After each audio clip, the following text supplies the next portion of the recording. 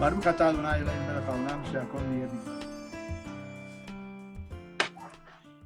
The fifth book of the Torah, of the Pentateuch, is called Devarim in Hebrew, Deuteronomy in English. Records long speeches of Moshe, of Moses, the leader of the Jewish people, before he dies. He repeats part of the history. He also repeats many of the laws that were given before. And as a matter of fact, he even introduces new laws also in this book. Our rabbis questioned, should this be part of the Torah? These are the speeches of a human being, of Moshe.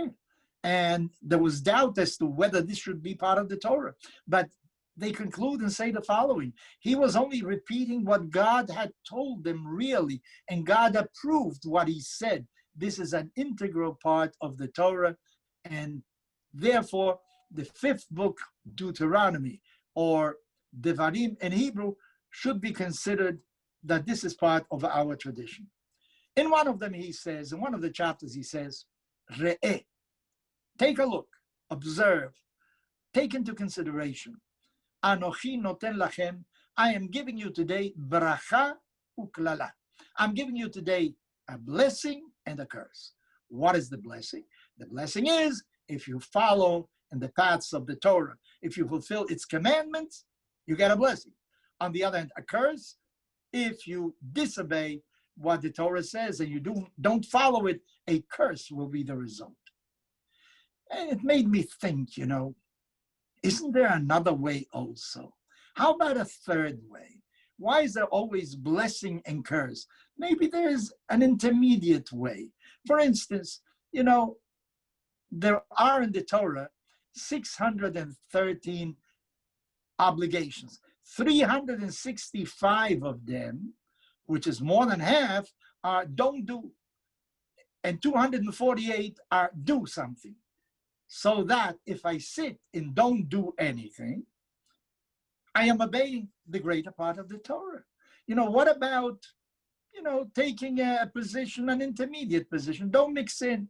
I know that in New York City, they passed a Good Samaritan law many years ago, because if you found somebody who fainted in the street, you tried to help him, afterwards he could sue you and say, who asked you to help me? By moving me, you really did harm to me.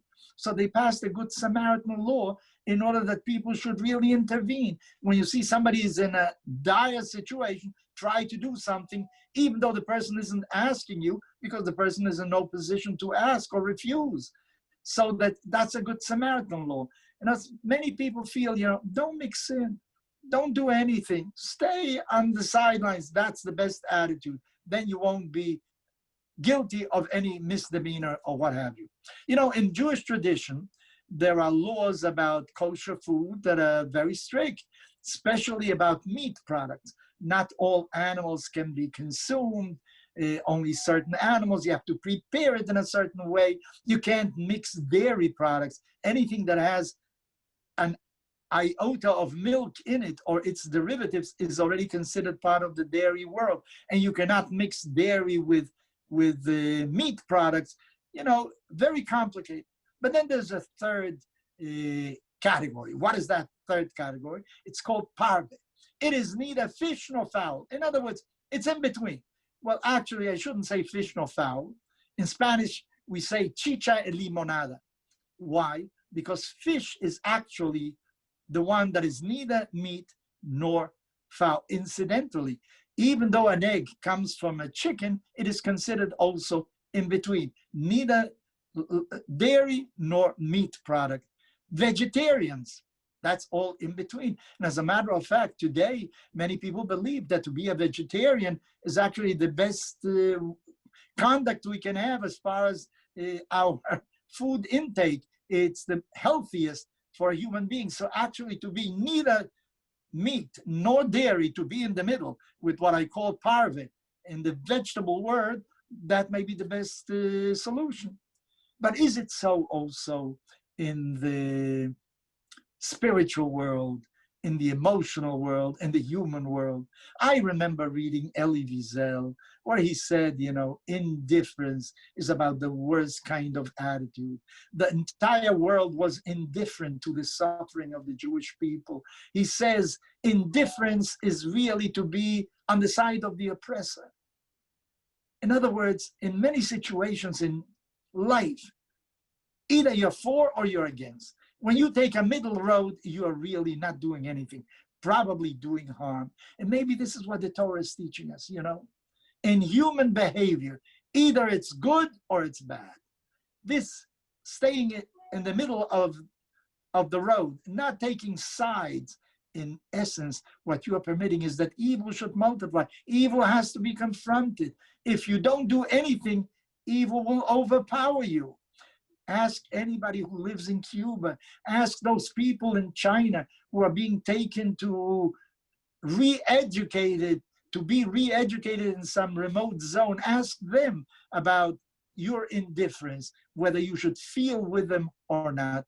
So I say to you again, you know, in certain issues, maybe a middle of the road may be the right path.